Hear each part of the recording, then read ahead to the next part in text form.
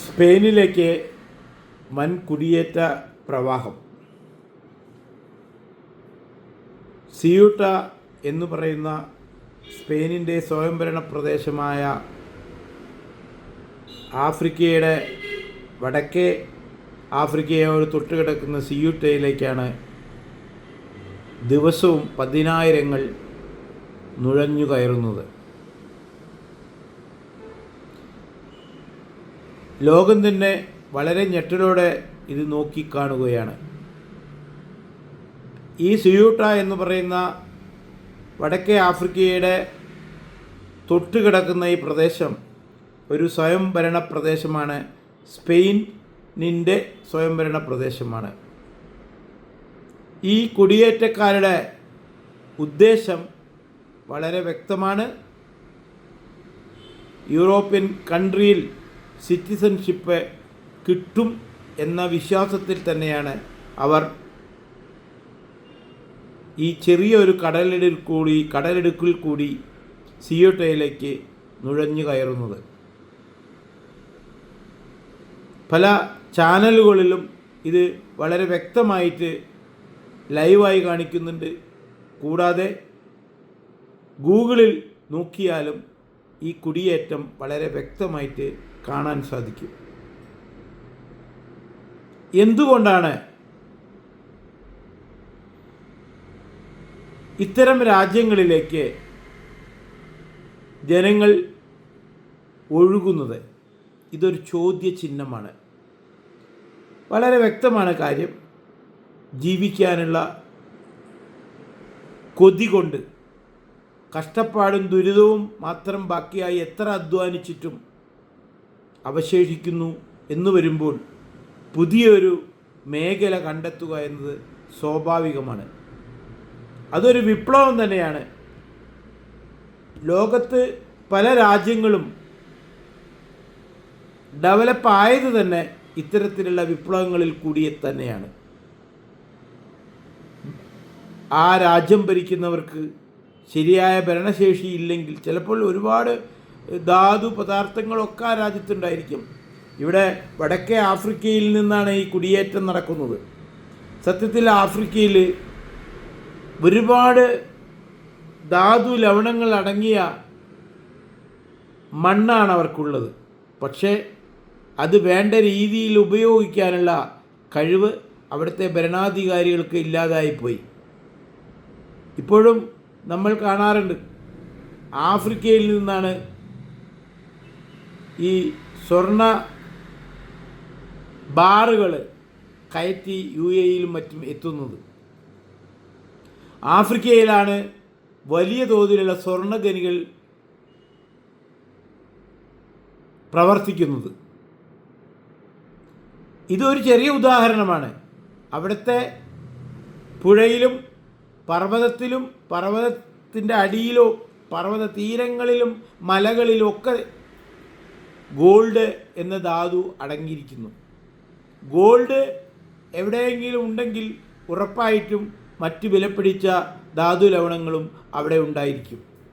പക്ഷേ ഇതെല്ലാം വേർതിരിച്ചെടുക്കാനുള്ള ഇൻവെസ്റ്റ്മെൻറ്റ് ചെയ്യാനുള്ള ആർജവം അവിടെ ഉള്ളവർക്ക് വേണം. അല്ലെങ്കിൽ അത് പുറത്തു നിന്നുള്ളവർ വന്ന് ചെയ്യണം. ഇതൊക്കെയാണ് ഇന്ന് അവിടെ നടന്നുകൊണ്ടിരിക്കുന്നത്.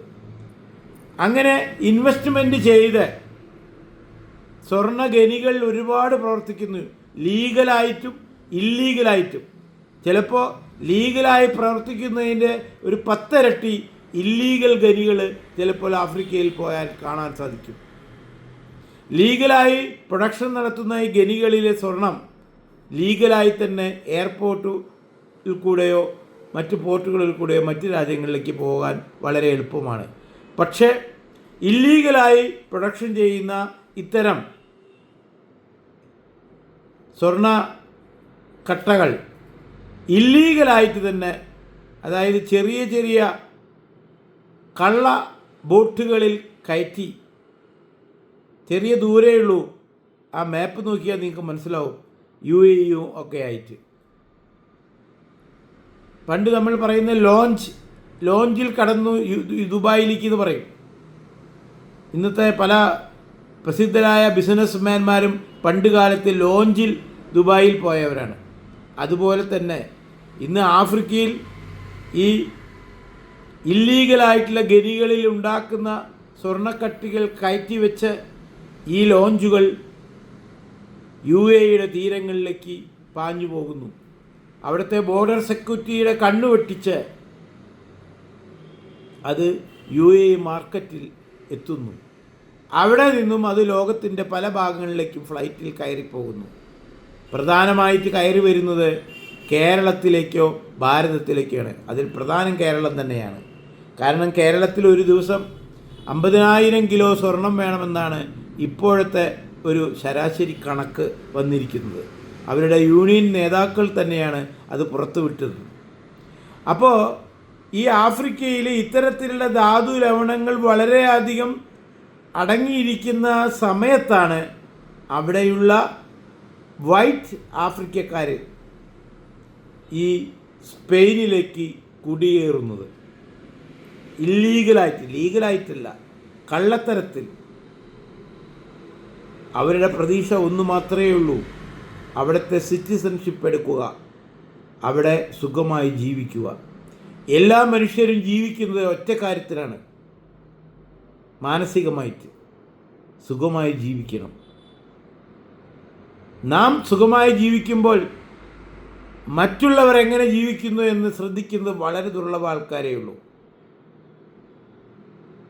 അത് സാമൂഹ്യമായ മനസ്ഥിതിയുടെ ഭാഗമാണ്. ആ മനസ്സുണ്ടെങ്കിൽ, സാമൂഹ്യ പ്രവർത്തനം ചെയ്യുന്നുണ്ടെങ്കിൽ, പൊതുപ്രവർത്തനം ചെയ്യുന്നുണ്ടെങ്കിൽ മറ്റുള്ളവൻ്റെ ബുദ്ധിമുട്ടും സങ്കടവും ഈ പ്രവർത്തിക്കുന്നവന് തിരിച്ചറിയാൻ കഴിയും. പക്ഷേ ഇന്ന് നമ്മുടെ സമൂഹത്തിൽ ഈ സാമൂഹ്യ പ്രവർത്തനം നടത്തുന്ന മിക്ക നേതാക്കൾക്കും സ്വന്തം കീശയാണ് പ്രധാനം. നമ്മുടെ കീശ എങ്ങനെ വീർപ്പിക്കാൻ പറ്റും?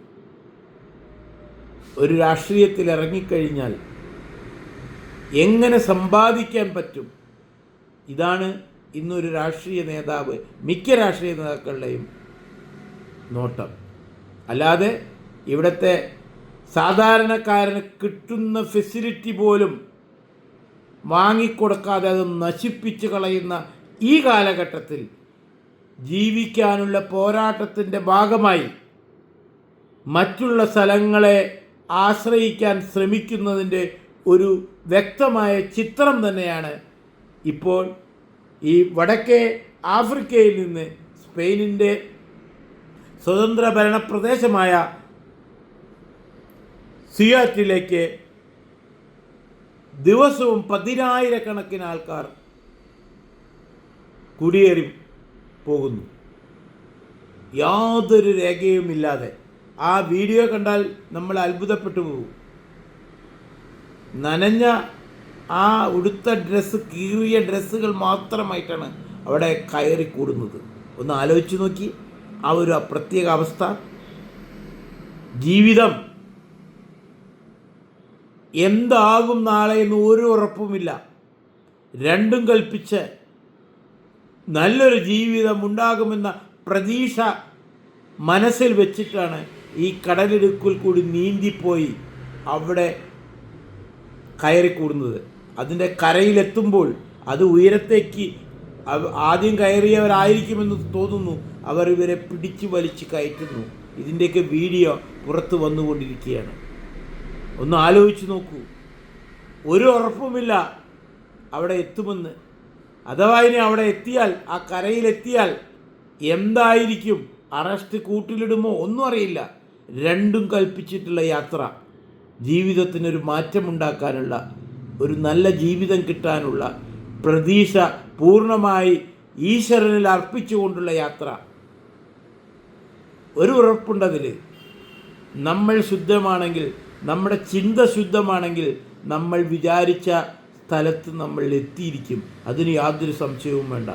അതാണ് ഇന്ന് ദൈവം കൊടുത്തിരിക്കുന്ന വലിയൊരു ശക്തി. തട്ടിപ്പിനും തരികിടയ്ക്കും കള്ളത്തരത്തിനും കൊള്ളയ്ക്കും ഇവിടെ അധികകാലം നിലനിൽക്കാൻ പറ്റില്ല. അങ്ങനെ വന്നവരാരും തന്നെ അധികകാലം നിലനിന്നിട്ടില്ല. അതാണ് ദൈവത്തിൻ്റെ കളി.